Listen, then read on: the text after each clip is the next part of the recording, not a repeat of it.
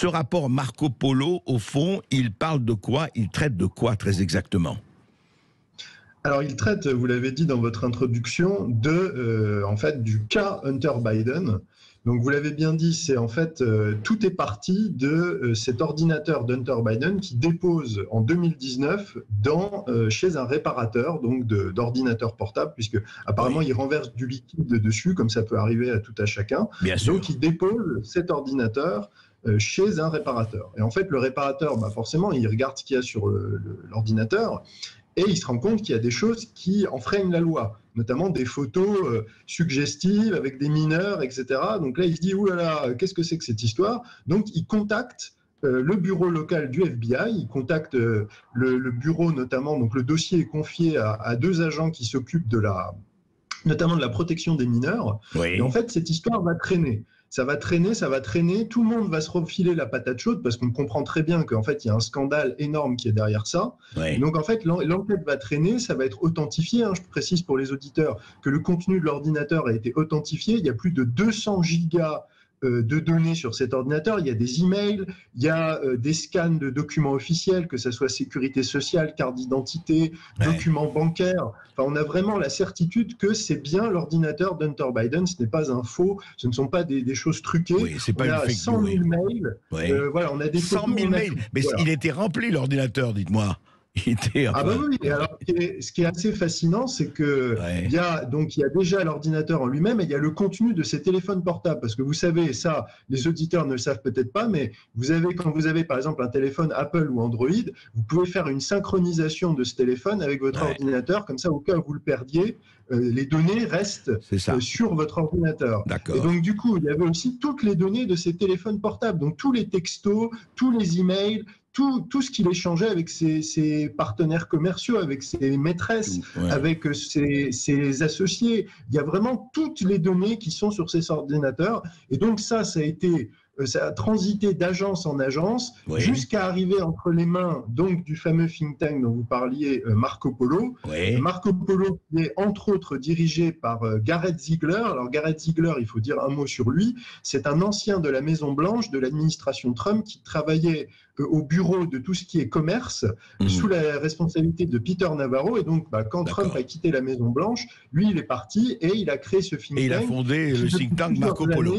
Alors, juste Stanislas, pour ne pas rester trop là-dedans, alors évidemment, les adversaires vont dire « Ah oui, c'est un ancien de chez Trump, donc c'est pour ça qu'il divulgue ». Mais enfin, le problème, là, c'est qu'est-ce qu'il y a, quelle catégorie, de quel contenu, de quel domaine parle ce rapport qui est quand même totalement explosif. Oui, alors ce rapport, donc on va donner les chiffres. Il fait 630 pages, tout est sourcé, tout est documenté. C'est 200 gigas de données et ça recense 459 crimes. Crimes, carrément.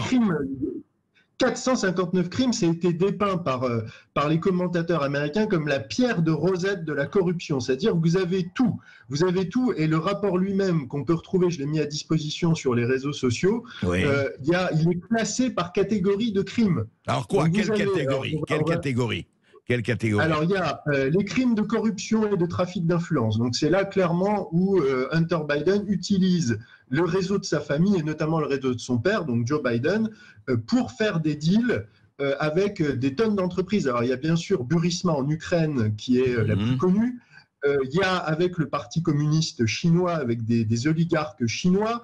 Il y a des choses moins connues comme avec le Kazakhstan, avec le Mexique, avec la Libye. Par exemple, il y a un prince saoudien qui veut récupérer des avoirs qui ont été gelés lors de la chute de Kadhafi et qui dit voilà comment est-ce qu'on pourrait récupérer. Est-ce que si je passe par le fils Biden, le département d'État américain va m'aider, etc., à récupérer mes avoirs. Et ça, c'était... Alors juste, Stanislas, ça c'est au temps où, pour être tout à fait précis, où c'est avant ou après ou pendant que Joe Biden était vice-président de Barack Obama?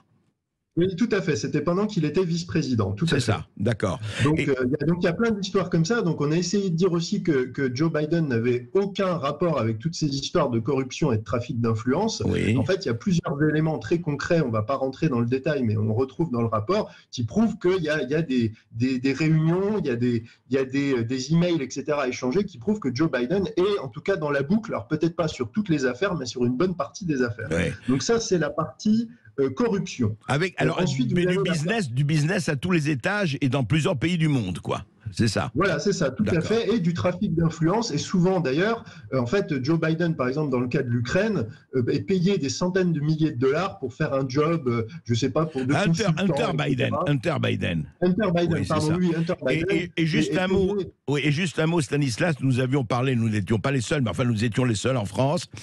Au moment du confinement, il y a 2 ans, on a parlé de l'échange extraordinaire entre Joe Biden, alors vice-président de Barack Obama, et Petro Poroshenko à propos de son fils étant à Burisma. Voilà, tout à fait, exactement. Et donc, Hunter Biden a touché des centaines de milliers de dollars pour faire un boulot. Il ne s'est jamais présenté, il n'a jamais mis même les pieds, et il a quand même touché des centaines de milliers de dollars. Emploi fictif. Voilà, emploi fictif. Donc ça c'est la partie corruption. Donc ça, c'est la première partie. Oui. Vous avez la partie crime sexuel. Alors ça, elle est riche en images parce que vous avez de la prostitution. Alors Hunter Biden, il a la santé, c'est le moins qu'on puisse dire, parce que c'est un vrai festival. Alors il a violé, je pense, toutes les lois sur la prostitution qui existent aux États-Unis. Ah oui, ça, c'est à peu près clair. Il y a de la même. Alors il y a ça. Il y a de la pornographie non consentie, c'est-à-dire qu'il filme ses ébats et il les télécharge sur des plateformes porno. Donc, je ne vais pas citer les noms, mais sur certaines grandes plateformes porno, il a uploadé ses ébats avec des escortes, etc. Et on le reconnaît, lui, on le reconnaît. Pardon, Stanislas, on le reconnaît. Voilà, il a posté tellement de photos de lui dans le plus simple appareil que les comparaisons anatomiques ont été effectuées. En fait, c'est assez incroyable quand vous regardez le rapport. À chaque fois qu'il fait des ébats, il se prend en photo dans toutes les positions. Donc, d'accord. C'est assez vertigineux de voir ça. Ouais.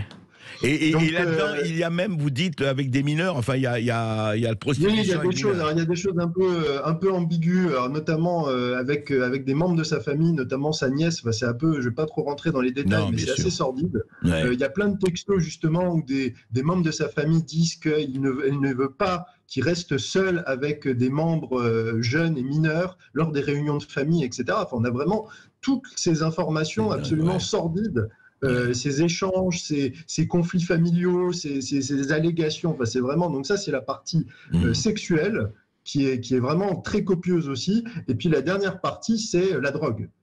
Parce que Hunter Biden, voilà, entre la corruption, les parties de jambes en l'air, il se drogue. Donc on a toutes les photos avec du crack, des méthamphétamines, et on a même des photos, parce qu'à force de prendre du crack, il n'a plus de dents, ça c'est un problème, et on a même des photos de lui où il se prend en photo en train d'aller chez le dentiste et se faire refaire les dents.